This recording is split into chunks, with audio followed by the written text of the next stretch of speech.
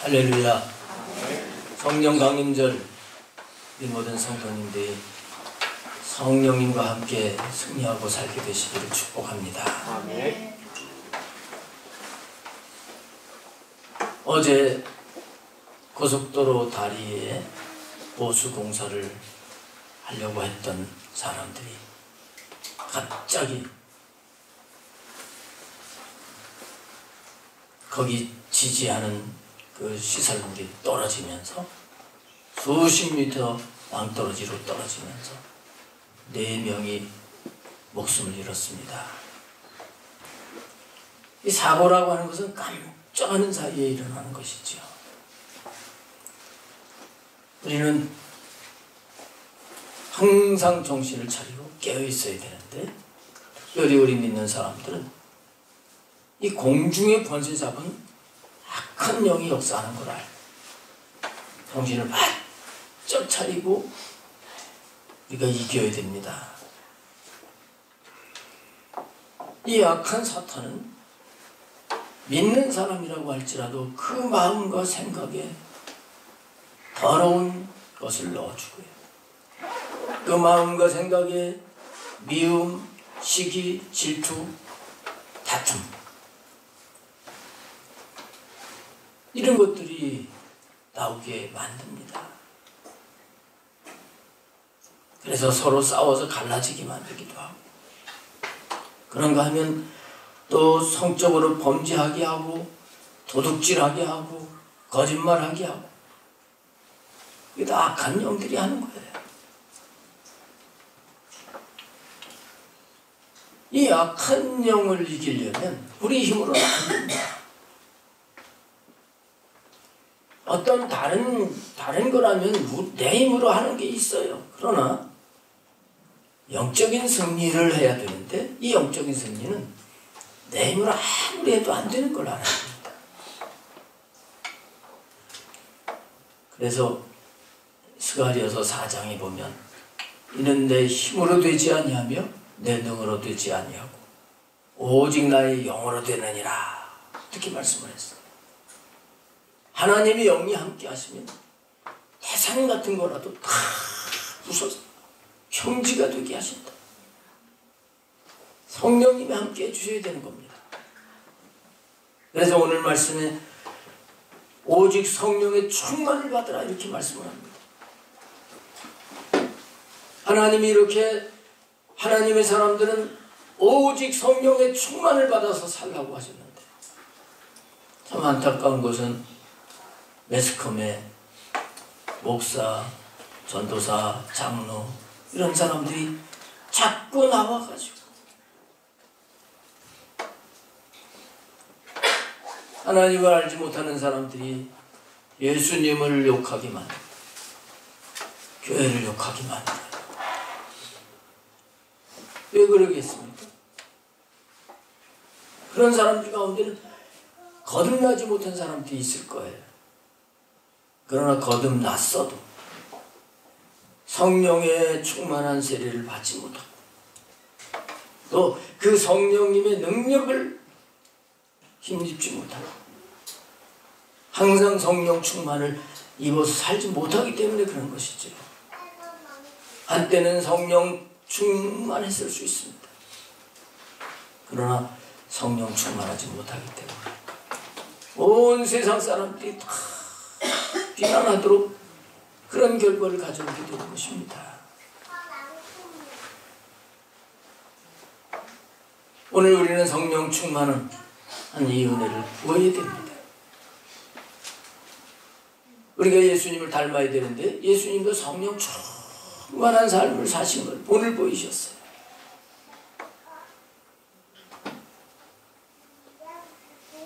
예수님께서 요한에게 세례를 받으시고 성령의 기름 부음을 받습니다. 비둘기같이 성령이 임하셨습니다. 그 성령님이 예수님을 광야로 이끌어 가셨을 때 거기 마귀가 찾아와가지고 예수님을 시험을 하는 거예요. 예수님의 시험은 세 가지였죠. 하나는 육신의 정욕의 시험이고, 또 하나는 안목의 정욕의 시험이고, 또 하나는 이생의 자랑에 대한 시험이었습니다. 근데 예수님이 어떻게 하셨습니까? 성령으로 충만하신 가운데 말씀으로 물리치시는 거예요.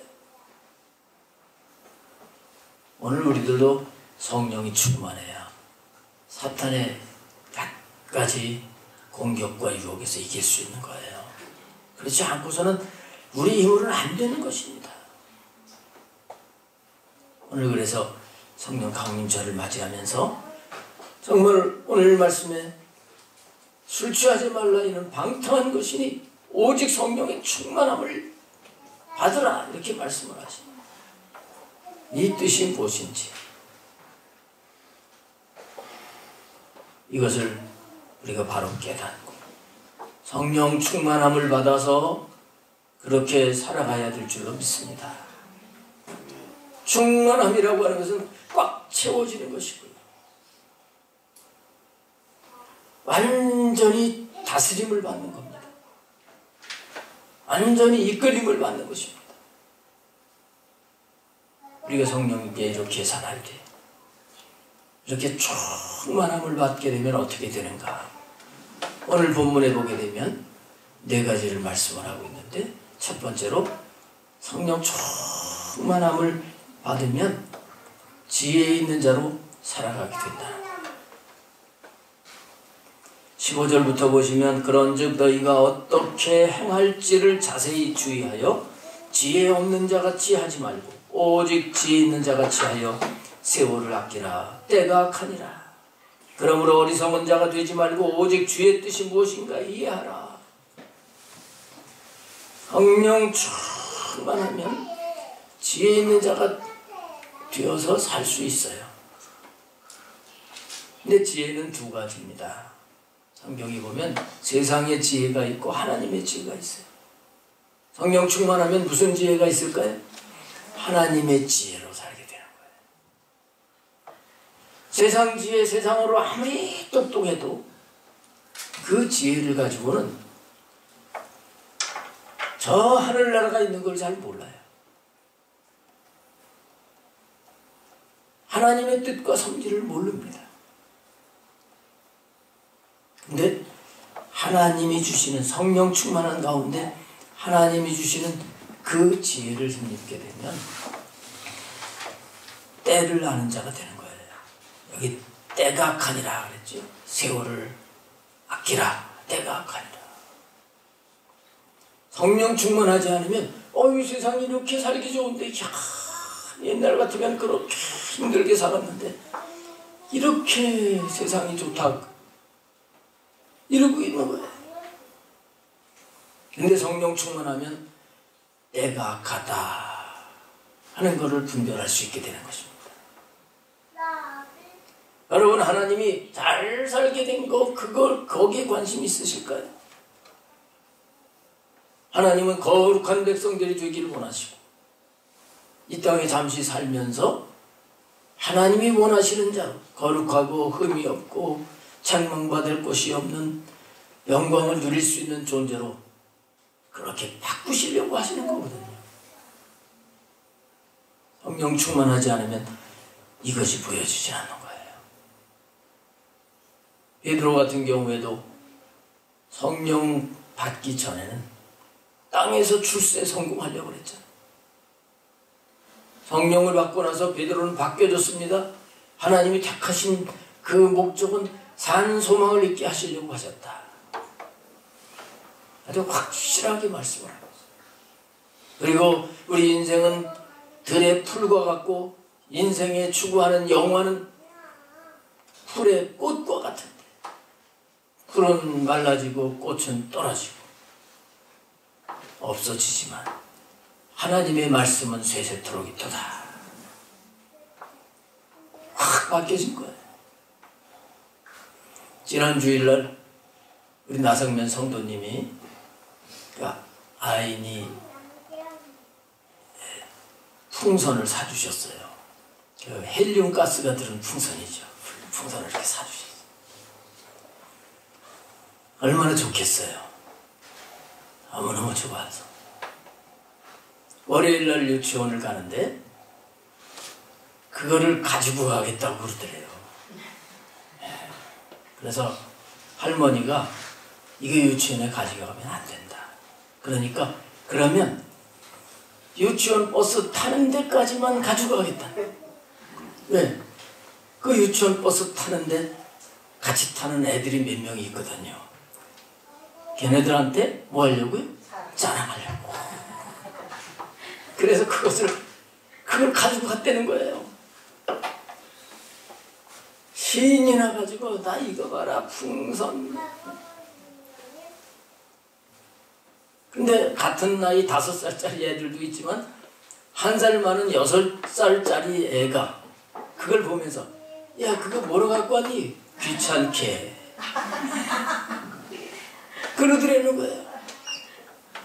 자 이게 뭡니까? 1살 더 먹었는데 벌써 생각하는 게 달라진 거예요. 가치관이 달라진 거예요. 아니 귀찮게 그거 놔두고 갈 거 뭐로 유치원 가는데 풍선을 그걸 들고 왔냐?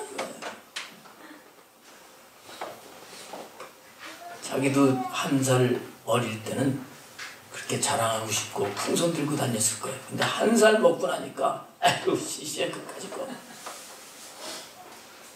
여러분 우리가 성령께 다 붙잡히면요 이 땅의 삶이 시시하고 하늘의 삶이 확실하고 그게 진짜인 걸로 믿어지는 거예요. 그럴 때 그것을 따라 사는 삶이 진짜 지혜 있는 삶입니다. 그래서 여기 말씀을 하시고 있는 겁니다. 때가 악하니까 세월을 아끼면서 어떻게 행할 것을 자세히 주의해서 지혜 있는 자처럼 주님의 뜻을 따라 살아라. 이렇게 말씀을 하고 있어요. 지혜 있는 사람은 주님의 뜻을 따라 사는 것만 남는 걸 아는 거예요. 내 마음대로 사는 건 남질 않아요. 생명이 안 돼요. 그런 자가 되라는 거예요. 성령 충만하게 되면 어떻게 하면 하나님의 뜻대로 살까? 이런 마음이 생기잖아요. 하나님의 뜻대로 살아야 돼요. 하나님의 뜻대로 살기 때문에 성령 충만한 가운데 나와 함께 하시는 성령님께 지도와 인도를 받아가지고 살아가게 되는 것이고 이렇게 살 때 그 삶이 생명이 된다는 거예요. 우리는 그래서 성령의 충만을 받아서 살아야 되는 거예요. 그 다음에 두 번째는 19절 말씀해 보면 시와 찬송과 신령한 노래들로 서로 화답하며 너희의 마음으로 주께 노래하며 찬송하며 이렇게 말씀하죠. 우리가 우리 인생의 목적이 하나님께 영광을 돌리는 것이다. 다 알아요. 나를 택하여 부르신 목적이 하나님께 찬송하라고 부르셨다. 다 알아요. 어떤 분은 성경 구절까지 다 외울 겁니다. 이사야 43장 21절 뭐. 근데 항상 이렇게 주님을 찬양하고 사십니까? 성령이 충만할 때는 찬양이 나오지요. 성령이 충만해서 은혜를 받으면 그냥 막 대산을 넘어 험곡에 가도 뒷가운데로 걸어가면 찬송이 나와요. 근데 성령 충만하지 않으면 찬송이 안 나오고 한숨이 나온다. 그래서 하나님께서는 우리에게 신령한 찬송, 이런 찬송을 하고 살라고 말씀을 하신 거예요. 교회를 다녀도 성령 충만한 삶을 살지 않는 사람들은 아마 대중가요가 다 재미있고 신이 날 거예요. 뭐 점검을 해볼 필요가 있습니다.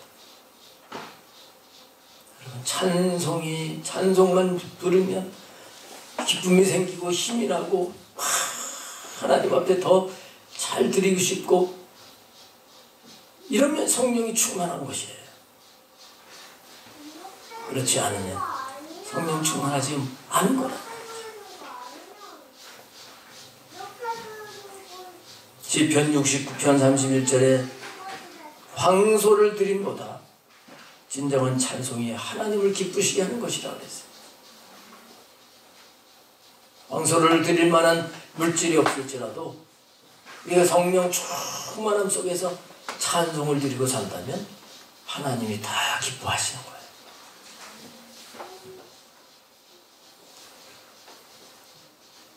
그래서 성령 충만을 반드시 받아야 되는 것입니다. 그 다음에 20절 말씀 세 번째로 보면 범사에 감사하며 살라는 말씀이에요. 범사에 우리 주 예수 그리스도의 이름으로 항상 아버지 하나님께 감사하며. 데살로니가전서 5장 18절에 범사에 감사라. 이는 그리스도 예수 안에서 하나님의 뜻이라고 그랬어요. 감사하는 것이 뜻이라고 하는 걸 다 압니다. 근데 감사하는 삶을 못 사는 것은 성령 충만하지 않아서 그런 걸 알아야 돼요. 어떻게 날마다 감사하고 살 수 있습니까? 이 환경인데 어떻게 감사할 수가 있습니까? 목사님 몰라서 그렇지요. 내 형편을 몰라서 그렇지요. 우리 집안 구석을 몰라서 그렇지요. 여러분, 환경 때문에 감사 못하는 게 아니라 내 심령 때문에 감사를 못하는 거거든요. 내가 성령 충만하면 어떤 환경 속에서도 감사하는 거예요. 여러분, 바울사도 매 맞고 감옥에 갇히고 쇠고랑에 묶였는데도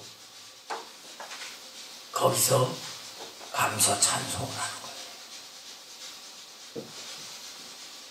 성령 충만했기 때문에 그래요. 성령 충만하면 감사할 수는 없는 환경 속에서 감사가 되는 거예요. 경험해 보셨죠, 여러분?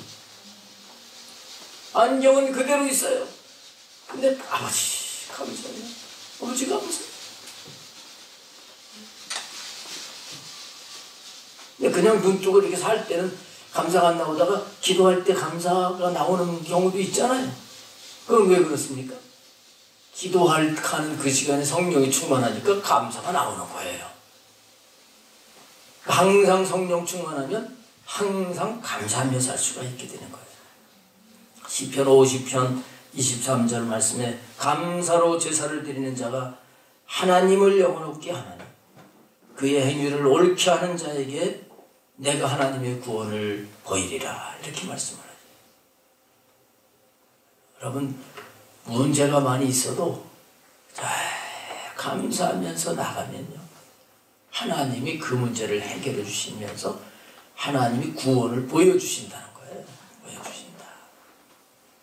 그러나 문제가 있을 때 한숨을 짓고 원망 불평을 하고 근심 걱정에 쌓여 있을 때는 거기서 구원해 주시는 하나님을 체험을 못하는 거죠. 감사가 승리의 비결입니다. 감사가 문제를 없애는 겁니다. 그 다음에 21절 말씀해 보면 그리스도를 경외함으로 피차 복종하라.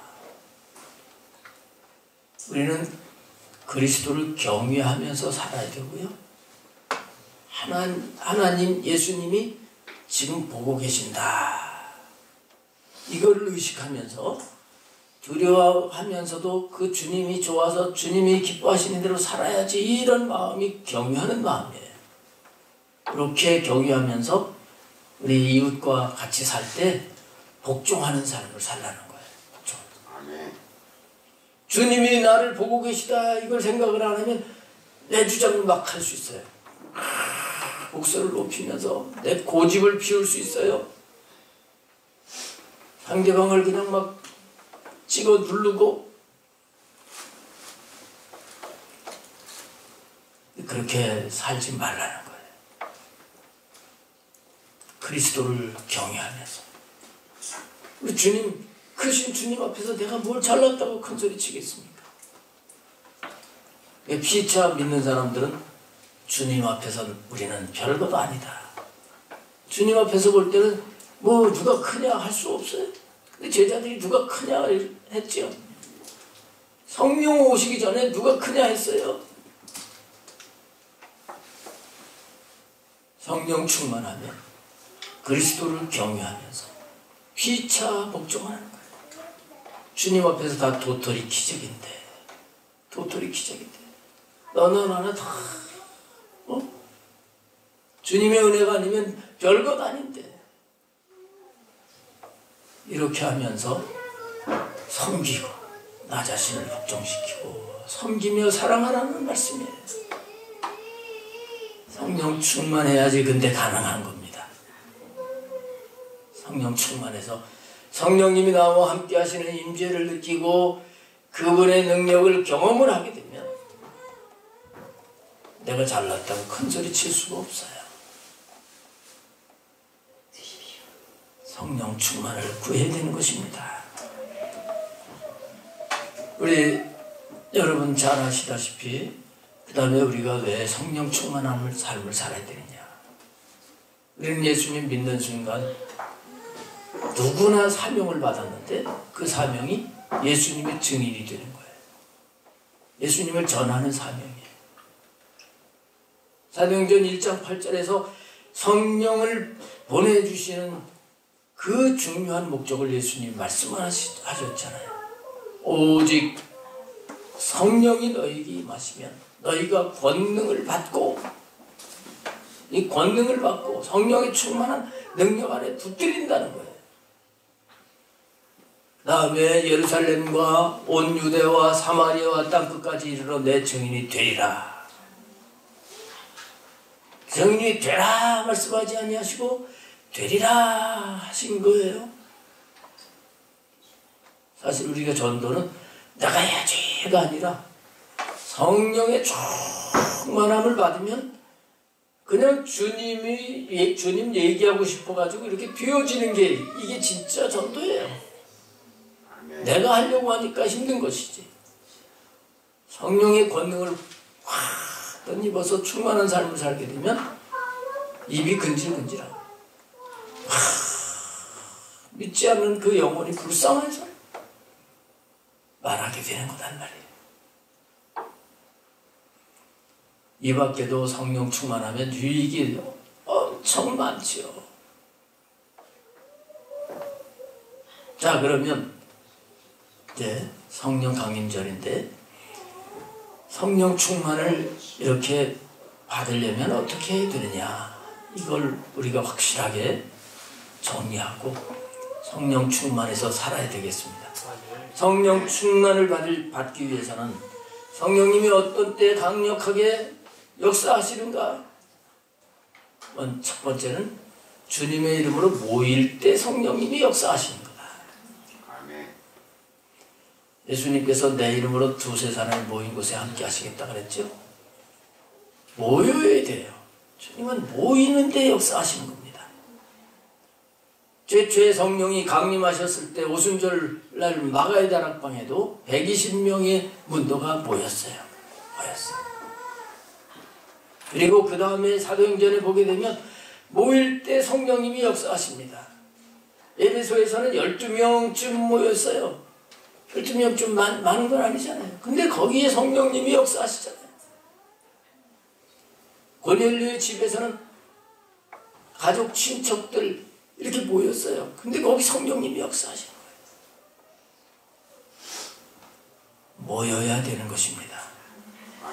모이는 장소가 성령님이 역사하실 장소예요.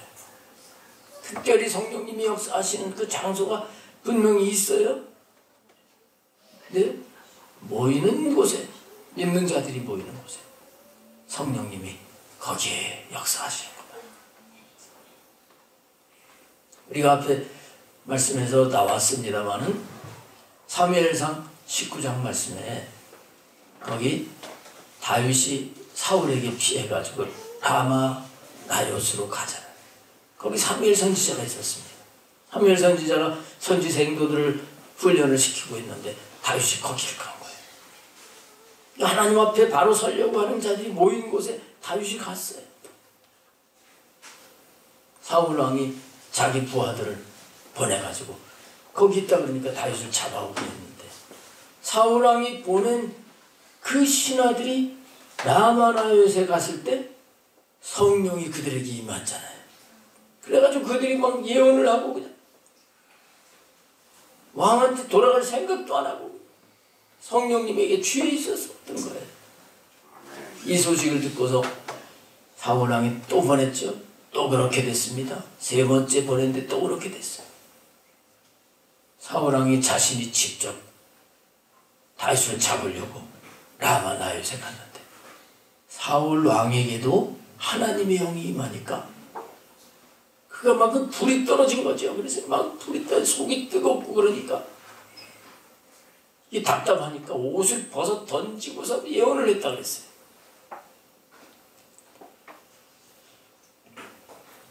성령이 충만한 그곳에 가면 성령님의 충만한 은혜를 받습니다. 우리 교회가 라마나요과 같은 교회가 되기를 원합니다. 아멘.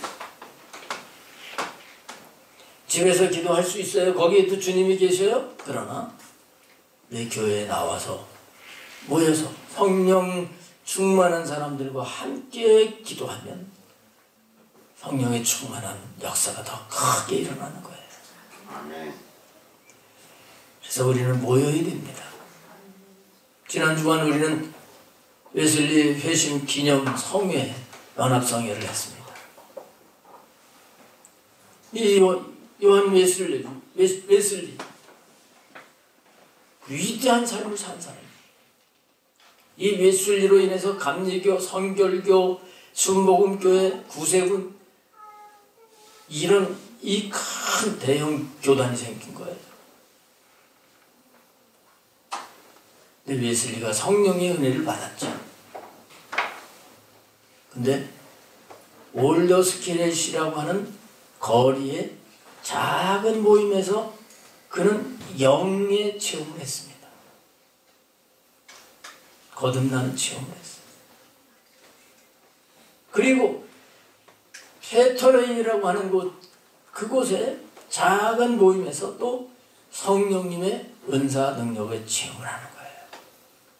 다 이렇게 많이 모이진 않았지만 소그룹의 모임이지만 모였을 때 거기서 성령님이 역사하셔서 은혜를 받게 되고, 이러면서 웨슬리가 확 바뀌어졌잖아요. 그때부터 길거리 나가서 전도를 하고요, 무덤가에서 사람을 모아놓고 설교를 하고요, 세계는 나의 교구다 그러면서 선교를 합니다. 그때 영국은 완전히 술에 쩌드른 그런 나라였습니다. 6집마다 선술집이 있었다 그래요. 술집이 6집마다 있으니까 뭐 맨 술집이죠. 얼마나 방탕했는가를 알 수 있습니다. 근데 이 요한 웨슬리가 모여서 은혜를 받고 복음을 증거하니까 술집이 문을 다 닫고, 영국이 오늘날 그렇게 된 건 이 웨슬리의 영향인 거예요. 모이면 성령님이 역사하십니다. 그럼 잘하시는 듯이 성령 충만하려면 기도해야 된다. 이건 뭐 잘하실 거예요. 분명 예수님께서 구하라 주실 것이요, 찾으라 찾을 것이, 문을 두드리라 그러면 열릴 것이다. 그러면서 너희 천부께서 구하는 자에게 성령을 주시지 않겠느냐. 누가복음 11장에서 이렇게 말씀을 하셨습니다. 구하면 성령을 주시는 거예요. 오순절 성령 강림도 모였죠. 그리고 기도했어요. 그때 성령님이 강하게 임하셨던 것입니다. 우리들도 기도에 힘써야 되는 것입니다. 열심히 쉬지 않고 기도하면, 우리 개개인이 쉬지 말고 기도하라고 하신 대로 주님과 이렇게 기도하고 그러면 항상 성령 충만한 삶을 살 수 있어요. 기도는 안 하고 딴 생각하니까 성령 충만하지 못해서 그렇죠. 뜨겁게 기도하면 뜨겁게 성령님이 역사하십니다.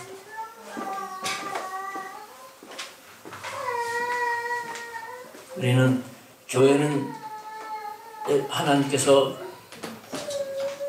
성전은 기도하는 집이라 말씀하신 것처럼 우리 교회가 기도하는 집이 되어야 됩니다. 그러면 성령이 충만하게 될 것입니다. 그 다음에 성령 충만을 위해서는 회개가 반드시 있어야 됩니다.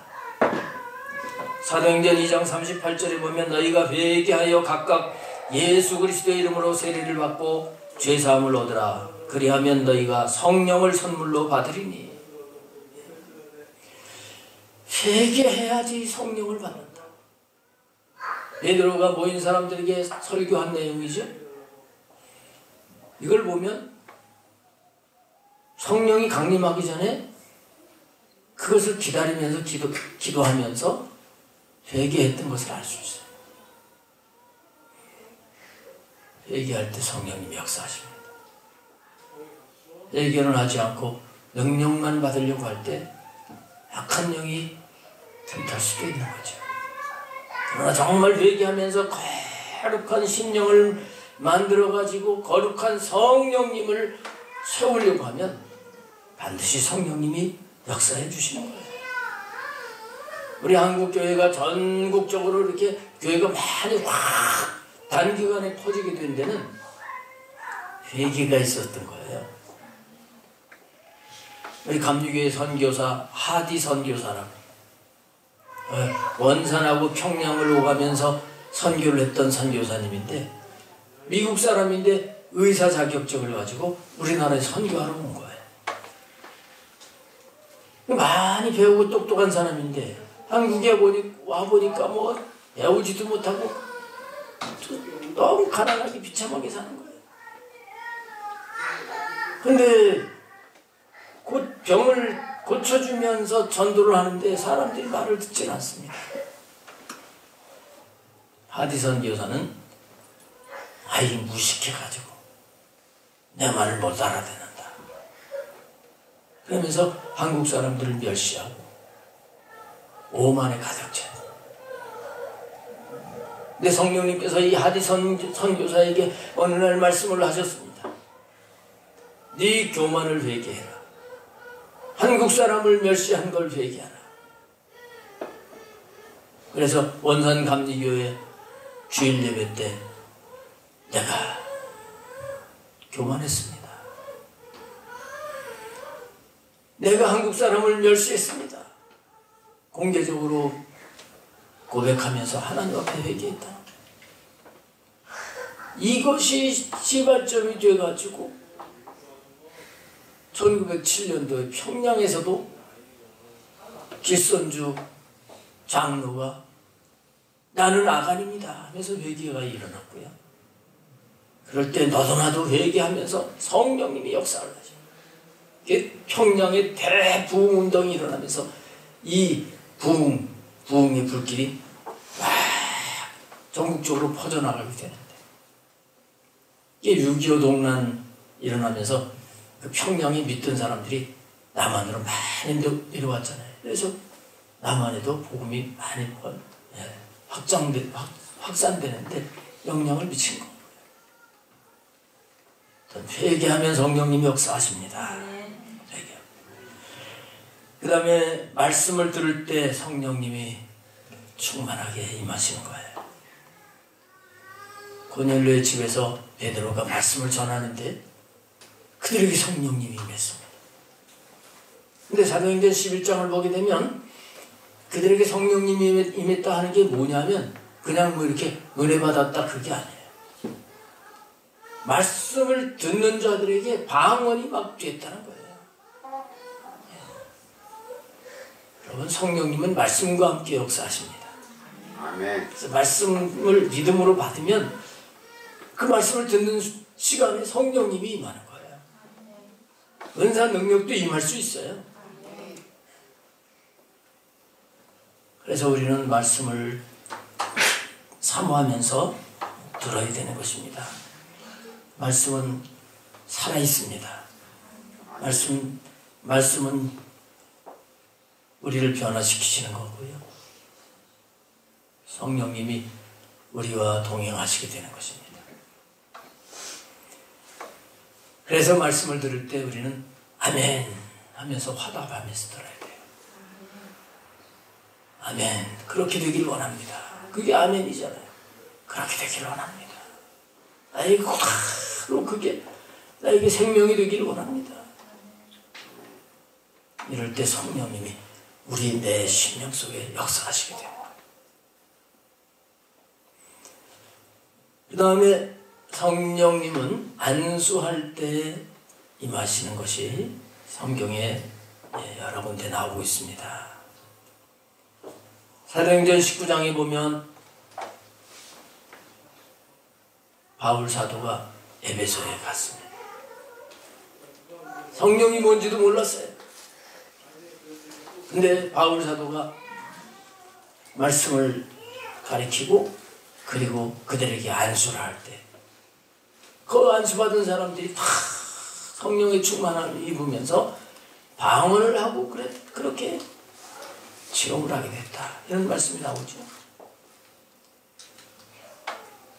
안수라고 하는 것은 그 안수자에게 충만한 성령님이 안수를 할 때 안수를 받는 자에게 이렇게 흘러 넘치게 되는 겁니다. 이게 안수입니다. 이걸 전이라고 그러죠. 여러분 누가 전기에 감전됐을 때 그 사람을 구한다고 만지면 돼요, 안 돼요? 그 전기선하고 뛰어놓는다고 그 사람을 붙잡고 뛰어놀려고 붙잡는 순간 나에게도 감전이 되는 거예요. 전기가 이렇게 흐르는 거예요. 그것처럼 안수라고 하는 것은 이렇게 흘러가는 거예요. 근데 이렇게 흘러가는데 조심할 게 있죠. 악한 영, 혼란한 영에 사로잡힌 사람이 있어요. 이런 사람에게 안수를 받으면 어떻게 되겠습니까? 나도 그렇게 혼란한 영의 영향을 받게 됐어요. 그래서 아무한테나 안수를 받으면 안 되는 거예요. 바울 사도처럼 다 주님을 사모하고 주님이 원하시는 삶을 살려고 했던 자가 안수하니까 성령님이 충만하게 역사하셨죠.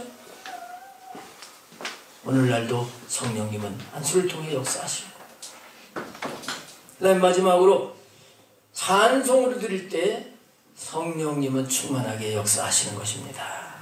아멘. 아까 말씀드린 대로 우리는 찬송하며 살아야 됩니다. 근데 찬송을 하면서 하나님 앞에 나가면 또 성령님이 충만하게 역사하시는 거예요.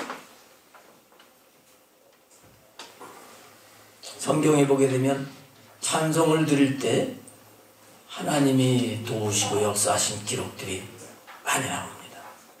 다윗이 수금을 타면서 찬양을 할 때 사울 왕에게 있던 악신이 떠나갔지요.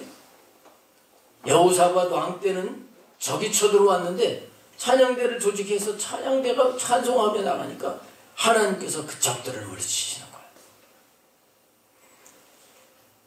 바울 사도 아까 말씀드린 대로 감옥에서도 하나님을 찬미할 때 하나님께서 지진이 막 일어나게 하시고 옥문이 열려지게 하시고 쇠사슬이 다 풀려지게 하시고,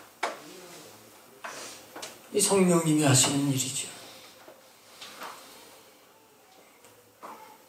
시편 22편 3절에 보면 하나님은 찬송 중에 임하신다고 말씀을 하시고 있습니다. 우리는 이 찬송의 능력을 믿어야 됩니다. 찬송의 능력을 믿어야 돼요. 근데 믿는 사람들 가운데 이 능력을 모르는 사람이 있는 것 같아요. 어떤 사람들은 찬송하는 시간을 계산을 해가지고 지금은 찬송하겠다 그리고서 찬송하는 시간 쏙 빼먹고 나중에 오는 것 같아요. 물론 사정이 있어서 그렇게 올 수밖에 없는 분이 있겠지만, 여러분 찬송하는 시간부터 예배가 시작된 거고요. 그 찬송을 하나님이 받으시도록 온전히 드리면 벌써 성령님이 임하시는 거예요. 그러니까 뭐 그 예배 가운데 은혜를 받게 돼 있는 거죠. 계산해서 아이고 찬송 30분 아이고 목 아파. 그게 똑똑한 것 같아도 어리석은 모습이에요. 하나님은 찬송을 받으시기를 원하시는 분입니다. 하나님을 높여드리는 노래가 찬송인 거예요. 이걸 형식적으로 하면 되겠습니까? 우리가 찬송할 때는 목소리를 다하고 마음을 다해야 되고요. 또 때로는 박수를 치고 춤을 추면서 하나님을 기쁘시게 하려고 우리가 힘을 써야 되는 것입니다.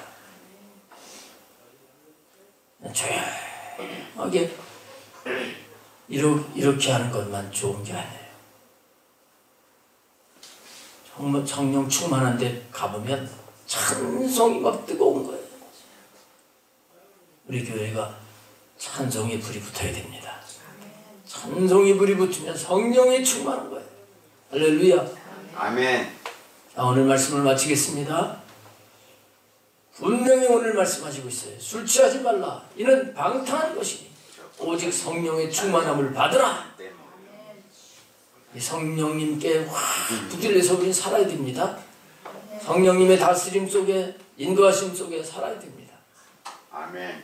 오늘 성령 강림절을 맞이하면서 이제 그렇게 살아서 하나님을 기쁘시게 새로운 출발을 하는 저와 여러분이 되어야 될 줄로 믿습니다. 아멘. 기도하겠습니다.